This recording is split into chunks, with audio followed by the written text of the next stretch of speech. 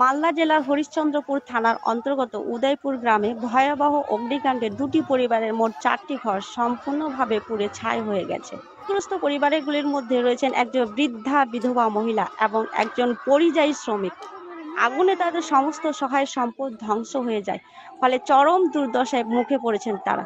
স্থানীয় বাসিন্দারা জানিয়েছেন, আগুন লাগার পর তারা তৎপরতার সাথে আগুন নেভানোর চেষ্টা করেন, কিন্তু আগুনের তীব্রতা এতটাই বেশি ছিল যে তা ছড়িয়ে পড়ে। ঘটনার পর প্রশাসনের তরফ থেকে ত্রাণ সামগ্রী বিতরণ করা হয়েছে এবং ক্ষতিগ্রস্ত পরিবারগুলির পাশে থাকার আশ্বাস দেওয়া হয়েছে। গ্রাউন্ড লেভেল থেকে উত্তর মালদা নিউজের পক্ষ থেকে আপনাদের সামনে পুরো বিষয়টি তুলে ধরার চেষ্টা করছি। কত টাকা ছিল বাড়ির মধ্যে? 3 লাখ টাকার মতন ছিল। আপনার নাম? রুবেদা দেওয়া। বলছি আগুনটা কালকে আগুন লেগেছিল, কালকে কটার দিকে আগুন লেগেছিল? আনুমানিক 12টার দিকে। 12টার। তো আগুনটা কিভাবে লেগেছিল কিছু বুঝতে পেরেছেন? কিছু বুঝতে পারা যায়নি, হঠাৎ দেখছি কি আগুন, উপরে আগুন জ্বলছে, ধোঁয়া দেখে দেখতে আসি তো আগুন ধরেছে। এরকম সব গ্রামবাসী সব আসে, মাস্টার টাস্টার জুড়ে সব তখন আগুন নিমেতে নিমেতে 4টা ঘর সব পুড়ে গেছে। আগুনে কিছু বাঁচেনি, সব পুড়ে গেছে। কাপড় চোপড় যা কিছু ছিল সবই পুড়ে গেছে, কিছু বের করতে পারিনি। টাকা পয়সাও ছিল কিছু, সব পুড়ে গেছে, কিছুই বের করতে পারিনি। গ্রামবাসীদের উদ্যোগে আপনার আগুনটা নেভানো হয়েছে? হ্যাঁ, গ্রামবাসীরাই নেভানো। আপনি কি চাইছেন সরকারের কাছ থেকে? সরকারের কাছে চাইছি একটু কোনো কিছু যদি সাহায্য করতো, তো ঘর টরটা গেল আমি দিয়ে দিতুম। আমি বিধবা মানুষ, ঘরটার আমার নাই, বেটারা সব খাইটা খুঁটা খাইছে, কিছু নাই এমন। বেটার সব ঘর দুয়ার পুড়ে গেছে, বাইরে আছে, ছেলে পিলে আসেনি, এখনো পুড়ে গেছে।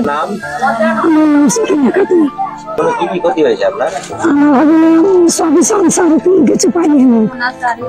যত যা ছিল টাকা পয়সা আমার স্বামী বাইরে আছে, আমার স্বামী বাইরে করলে আমাকে টাকা পয়সা দিয়েছিল, সব আমার ঘরে ছিল। সব আমার চেষ্টা করেছিল, বাড়ি ঘর করা হবে চেষ্টা করেছিল, সেখানে আমার টাকা সব দিয়েছিল আমাকে। আমার ছেলে পেলে আমি এখন এমনি থাকছি, আমি কোনো খাইতে খুঁজে আমার স্বামী তো কে খাবার আমার কি পেট চলো না। আপনার কটা ছেলে কটা মেয়ে? আমার একটা ছেলে একটা মেয়ে আছে। এইগুলো আপনার ছেলে মেয়ে নাকি? আপনার মানে আনুমানিক কত টাকা ছিল বাড়ির মধ্যে? 3 লাখ টাকার মতন ছিল।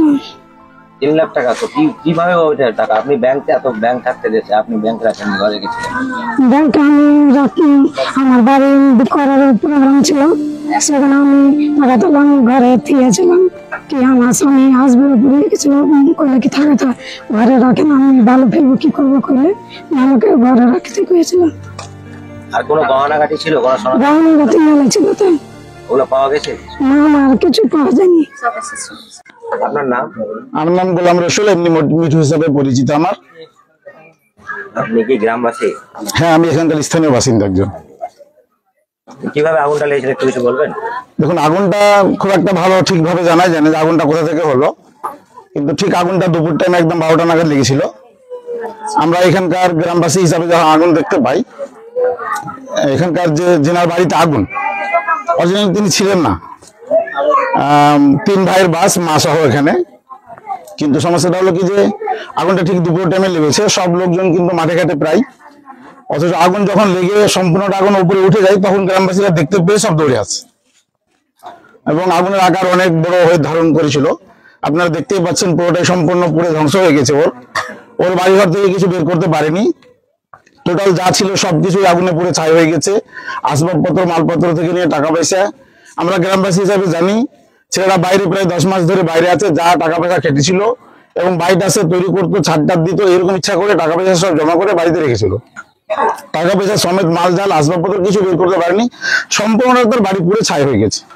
তাই আমরা দেখেছি ইতিমধ্যেই গতকালকে আমাদের এখানকার স্থানীয় পঞ্চায়েত সমিতির সভাপতির হাজবেন্ড মনিরুল, এই ঘটনার পরে গতকাল রাত্রেই আমাদের হরিশ্চন্দ্রপুর 2 পঞ্চায়েত সমিতির প্রতিনিধি ও আমাদের হরিশ্চন্দ্রপুর 2 যুব সভাপতি মনিরুল ইসলাম, আমাদের পঞ্চায়েতের অর্থাৎ মুসলদহ অঞ্চল তৃণমূল কংগ্রেসের সভাপতি মোহাম্মদ ইসমাইল সাহেব ও মনিরুল সাহেব সহ তিনার দলবল নিয়ে গত রাত্রে এসে তিনি তেনার সাধ্যমতো আর্থিক সহযোগিতা করে গিয়েছেন। তারপরে আজকে সকালবেলায় আমাদের জেলা পরিষদ প্রতিনিধি জহিরুদ্দিন বাবর সাহেব এসেছিলেন।